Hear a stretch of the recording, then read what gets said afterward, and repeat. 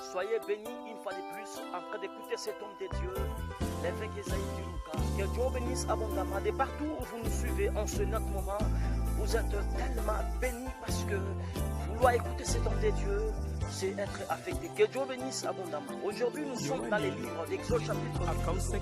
C'est une histoire où nous voyons, après plusieurs tentatives de miracles de Moïse, bien sûr devant Pharaon, ce dernier lorsqu'il a été incrédule, résistant, sceptique, il n'a pas voulu libérer le peuple hébreu sous sa main puissante, vous voyez. Et alors que Dieu a dit, maintenant, Moïse ne t'en fais pas, il va constater maintenant, et je suis le Dieu tout-puissant, vous voyez. Maintenant, il y aura le deuil national dans son pays. Et tu vas prendre un agneau, un animal qui a tout le secret de prendre un animal par précaution, parce que lorsque une parcelle, une famille oublie, désolé parce que l'ange de la mort va venir, il va ravager pendant la nuit. Et c'est alors que ça sera la Pâque de l'éternel. Le mot Pâque veut dire Pacha. Pacha simplement pour dire épargner ou passer par-dessus. Et lorsque un hébreu ou un juif actuellement est en train de célébrer et de commémorer cette Pâque, c'est pour dire nous étions esclaves. Aujourd'hui, Dieu nous a donné une terre. La main du pharaon nous a été écrasée. Dieu, par ta main puissante, tu nous as libérés. Tu nous as épargnés. Tu nous as fait un passage. Nous bénissons ton Seigneur. Et aussi, c'est parmi l'une des grandes fêtes pour l'Église de Jésus, de notre Seigneur Jésus. L'Église est en train de la célébrer pour dire simplement l'agneau à l'éternel, parce que tu étais mort et ressuscité. Voilà pourquoi 1 Corinthiens chapitre 15 à partir du 14e verset, apôtre Paul dit ceci: notre évangile est authentique parce que Jésus est bel et bien en vie. Il n'est pas dans la tombe, il est ressuscité. Que Dieu bénisse abondamment. Nous allons aujourd'hui manger cet agneau en détail parce que cet agneau aujourd'hui a beaucoup de significations et beaucoup d'importance que Dieu nous a mis à cœur de partager avec vous. D'abord, cet agneau, il n'avait, et Dieu a dit à Moïse, tu prendras un animal. Cet agneau, tu le prendras sans défaut. C'est la parole de la vie de Jésus-Christ qui n'avait aucun défaut en lui. Jean chapitre 9 et 19, verset 5. Lorsque Pilate l'a interrogé après plusieurs fois, parce que le plus grand péché qui avait amené Jésus vers la mort, c'est parce qu'il avait dit que je suis Dieu. Vous voyez, c'était pour le Dieu un sacrilège. Tu ne peux pas dire que Dieu est le Fils de Dieu. Karma, c'est toi qui dis, Karma, si tu dis que tu es Dieu. Oui, c'est ce qui a amené Jésus vers la mort. Et parce que le Juif était sous la domination des Romains, il ne pouvait pas mettre la main. Voilà pourquoi ils ont livré Jésus vers Pilate. Lorsque Pilate l'a constaté, il a aussi lui interrogé sur sa personne. Est-ce que réellement tu es Dieu? Réellement. Lorsqu'il n'a trouvé aucune fraude en lui, il a dit, voici l'homme. Vous voyez, et c'est sans défaut Jésus. Il n'avait aucun péché à lui. À lui, il n'avait même pas un désir du péché. Il n'avait rien comme péché. Gloire soit rendue parce que lui, il n'avait aucun sang humain, aucun sang de Marie, ni de Joseph, son père biologique. Lui, il avait son propre sang, lui, un sang divin. Vous voyez, le sang divin qui devait aussi enlever le péché du monde. Que Dieu bénisse abondamment. Deuxièmement, et cet animal devait avoir l'âge d'un an. Vous voyez, l'âge d'un an qui parle simplement de la grâce de Dieu. Je voulais vous dire simplement, Jésus nous a amené son âge. Et il nous a amené son âge de la grâce. Il nous a amené la grâce. La grâce qu'il nous a amené, c'est pour nous libérer du péché. C'est pour nous libérer de la loi de condamnation de notre famille. Vous voyez, la grâce de Dieu a fait que la loi qui nous a écrasé pendant très longtemps, des coutumes, des traditions, de cérémonies, nous étions tombés par cette tradition, par ces rituels de malédiction. Mais lorsque Jésus est venu, il nous a apporté sa grâce. Que Dieu soit loué à cause de cet âge de l'agneau d'un an. Que Dieu bénisse son âge. Et troisièmement, cet agneau devait être rôti au feu. C'est la part simplement le sacrifice de Jésus sur la croix.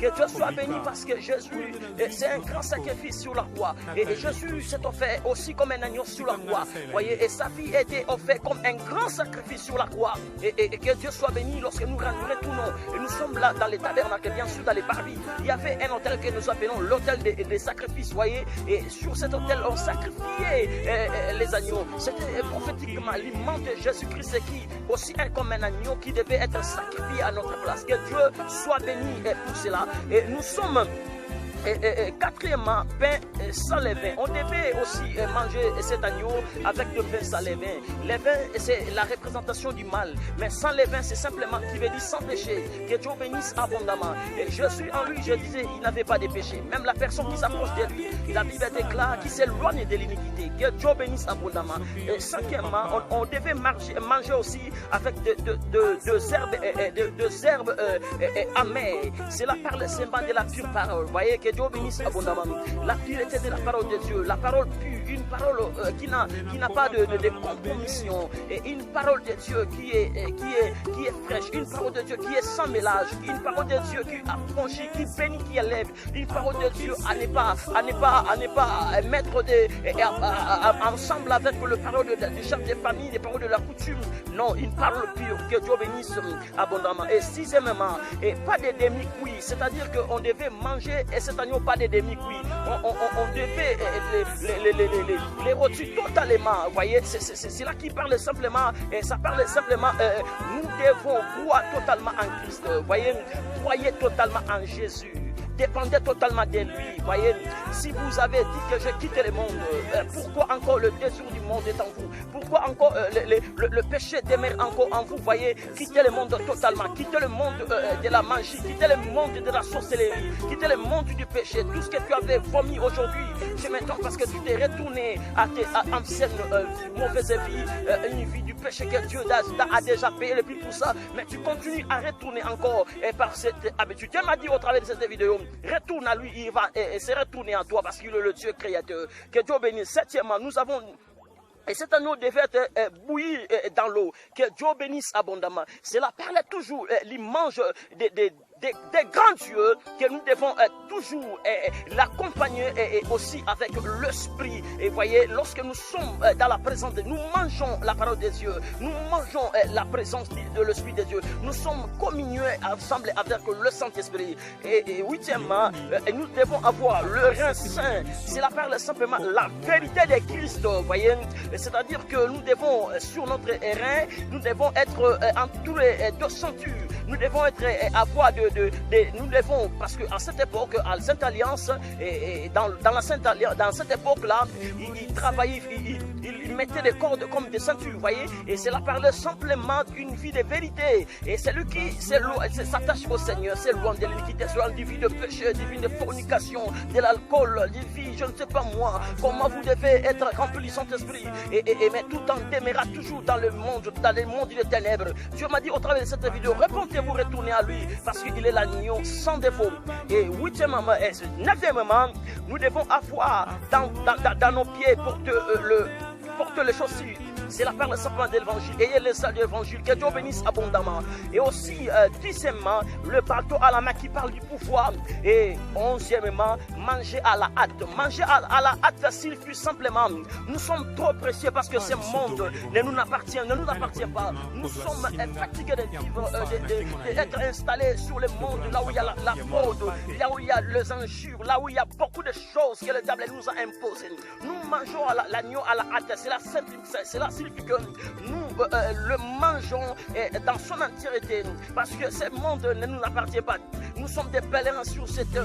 Bientôt là, nous irons dans notre domicile. Nous irons dans notre fief, là où nous ne serons pas plus jamais de locataires. Chez mon Père Jésus, c'est là où moi je désire. C'est là où moi je vais retourner parce que c'est là où je mène. Je suis venu de là, je suis venu de l'éternité. Je suis descendu de là dans le temps et pour retourner dans l'éternité. Que Dieu bénisse abondamment. 1 Corinthiens chapitre 100 verset 7. L'agneau à l'éternel. Jésus est notre agneau. Nous devons la célébrer, la manger complètement parce que le Dieu. Soyez bénis, arrosés par la main droite de Dieu. Soyez saisis parce que Dieu vous connaît. Dieu m'a dit simplement, lorsque vous vous approchez de lui, il s'approchera de vous. Lorsque vous déposez vos péchés devant lui, il va vous pardonner. Il est le Dieu suprême. Croyez en lui, mangez et sa parole. Croyez, confessez devant toute circonstance, devant toute impossibilité. Confessez la parole de Dieu. Tu t'en sortiras plus qu'un vainqueur. Il est avec toi. Tu ne verras plus jamais les naufrages parce que Dieu est avec toi. Il m'a dit simplement, il est avec toi. Tu ne mourras pas, tu vivras. Tu raconteras les œuvres de l'Éternel. C'est à toi que je parle. Soyez bénis et arrosés par Dieu. Malgré le seul tempéré, les enjeux du diable, Dieu est avec toi. Il te connaît. Il te connaît par les noms. Il te bénira. Soyez bénis au nom de Jésus.